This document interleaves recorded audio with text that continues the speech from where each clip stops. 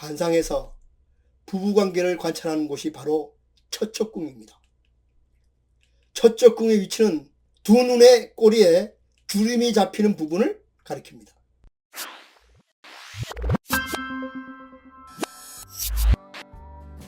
안녕하세요. 고전의 한수 엄태범TV입니다.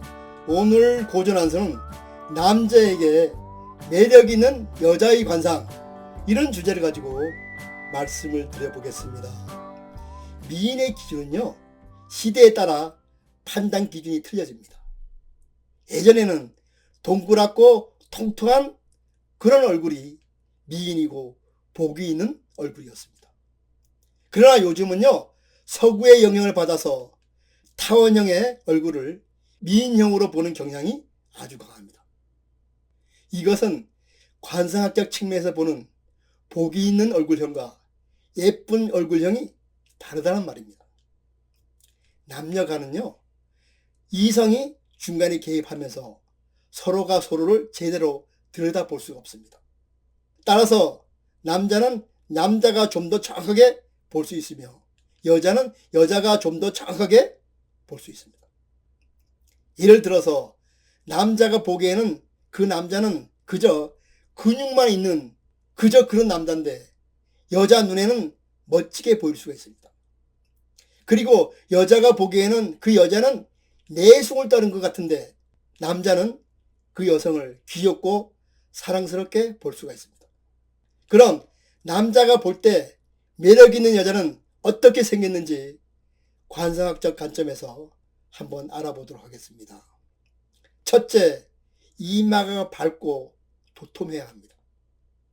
관상학에서 이마는 그 사람의 선천적인 운명과 인생의 전반적인 운세를 좌우하는 가장 귀중한 부위로 봅니다.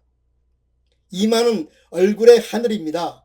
하늘은 넓고 높으며 청명해야 하듯이 이마는 가을날의 하늘처럼 청명하고 넓고 두둑해야 좋습니다. 좋은 이마는 하늘로부터 타고난 복을 가지고 태어났으며 귀한 사람의 도움을 받는다고 했습니다. 좋은 이마는 마치 짐승의 간을 엎어놓은 듯 도톰한 이마를 좋은 이마로 봅니다. 관상학에서는 이마가 밝고 도톰하면 좋은 부모 밑에서 좋은 가정교육을 받고 자란 그런 사람이라고 했습니다. 여성이 이런 이마를 가지고 있으면 몸에서 풍기는 품격이 있어서 남성들이 감히 접근을 하지 못한다는 겁니다. 둘째, 눈동자는 안정되어 있습니다. 옛날 속담에 몸이 천냥이면 눈은 900냥이라고 했습니다. 눈은 관상에서 아주 중요한 그런 부위입니다. 왜냐하면 눈은 마음의 창이기 때문입니다. 우리가 눈에 관해서 이야기할 때 빼놓지 않는 것이 바로 눈빛입니다.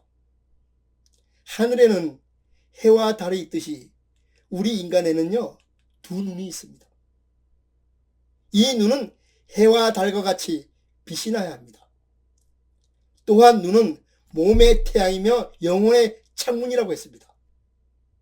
검은 눈동자와 흰 자위가 분명하다면 정신이 맑고 지혜롭다고 했습니다. 눈이 순하면 마음도 순하고 눈이 악하면 마음도 악하다 그랬습니다. 눈을 볼 때는요, 눈동자의 움직임까지 잘 관찰해야 합니다. 마음이 안정되고 사심이 없으면 눈이 동요하지 않는다 그랬습니다. 따라서 사람을 바라볼 때 눈동자를 움직이지 않고 편안히 사람을 바라보아야 합니다. 또한 눈동자가 안정되어 있으면 매우 이지적인 사람으로 교양이 풍부하고 지적 능력이 높아 주위 사람들로부터 존경받는 사람이 된다고 했습니다. 눈동자를 자주 돌려 두리번거리는 것은 좋지 않다고 했습니다. 또한 곁눈질로 사람을 보는 것도 좋지 않습니다. 옆을 볼 때는 고개를 돌려 자연스럽게 상대방을 바라봐야 합니다. 사람을 바라볼 때는 노를 보듯이 뚫어지게 쳐다보는 것도 또한 좋지 않습니다. 눈을 치켜뜨고 보는 것도 또한 좋지 않으며 눈을 아래로 깔면서 보는 것도 또한 좋지가 않습니다. 셋째, 입술은 도톰해야 합니다. 상대방이 말을 하면 우리는 보통 그 사람의 입술을 쳐다봅니다. 아무리 절세 미인이라고 해도 입이 돼지비라든지 입이 심하게 튀어나오면 아마도 보기가 싫을 겁니다. 입술 끝은 힘이 있어야 하며 항상 온화한 미소가 맺혀 있어야 합니다. 그리고 위에 입술과 아래 입술이 두툼하며 조화를 이루어야 좋은 입이라고 합니다. 입술선이 뚜렷하고 두꺼우며 입술 양끝이 위로 향하면 남자에게 매력 있는 그런 여성으로 귀하게 산다고 했습니다. 또한 입술 꼬리가 올라가 있으면 명랑하고 섬세한 성격으로 남편으로부터 사랑받으며 훌륭한 형모양처가 된다고 했습니다. 관상학에서는요, 입은 가정을 상징하기 때문에 입술 윤곽이 뚜렷하고 두툼한 여성은 경제적으로 윤택한 생활을 한다고 했습니다. 또한 입은요, 자녀의 생산 능력을 보는 부위입니다. 따라서 입이 크고 좋으면 자식이 부모에게 효도하고 사회적으로도 성공하는 그런 자식을 둔다고 했습니다. 넷째, 눈꼬리에 있는 살결이 두둑하고 깨끗하면서 탄력이 있으면 인꼬 부부로 다정하게 살게 된다고 했습니다. 좋은 배우자를 만나는 것은 인생에 있어서 가장 중요한 일입니다. 부모님과 함께 살아가는 시간보다 배우자와 보내는 시간이 더 길기 때문입니다. 그래서 자연스럽게 결혼하기 전에 서로가 잘 맞추며 살아갈 수 있는지 궁합을 보게 되는 것입니다. 궁합이 좋은 배우자를 만난다면 어려운 고비가 찾아와도 잘 참고 극복할 수 있습니다. 그렇지 못하다면 사소한 다툼에도 부부가 쉽게 헤어지기도 합니다. 관상에서 부부관계를 관찰하는 곳이 바로 처척궁입니다. 처척궁의 위치는 두 눈의 꼬리에 주름이 잡히는 부분을 가리킵니다. 관상에서는 어미 또는 관문이라고도 합니다.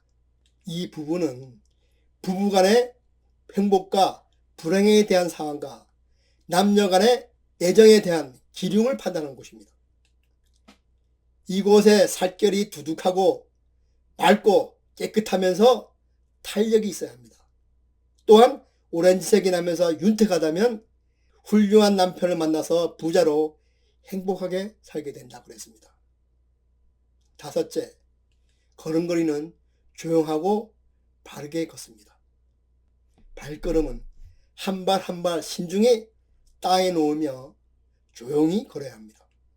힘이 있는 사람은 걷는 것도 힘있게 걷습니다. 걸음걸이가 조용하고 반듯하게 걸으면 어떤 분야에서든 성공할 확률이 높으며 돈을 많이 벌게 된다고 했습니다. 신중하면서 품위 있게 걸음을 걷는 여성은요, 내면에 강함이 있고 사람을 끌어당기는 그런 매력이 있다고 했습니다. 관상학에서 빠르고 가벼운 것은 꺼립니다. 몸을 움직여 행동할 때는 웅장하며 위험 있게 해야 합니다. 걸음걸이는 자기 나이에 맞게 빠르지도 그렇다고 느리지 않게 걸어야 합니다. 걸을 때는 단전에 힘을 주고 발을 가볍게 떼어서 마치 큰 배가 움직일 때 요동 없이 떠나는 듯한 그런 느낌을 줘야 합니다. 걸음을 걸을 때는 가슴을 쫙 펴고 걸어야 합니다.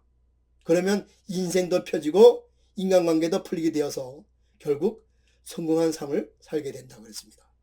우스갯소리로 여자가 싫어하는 얄미운 여자가 있다고 합니다. 10대 때는 얼굴 예쁘고 공부 잘하는 여자를 싫어한다고 합니다.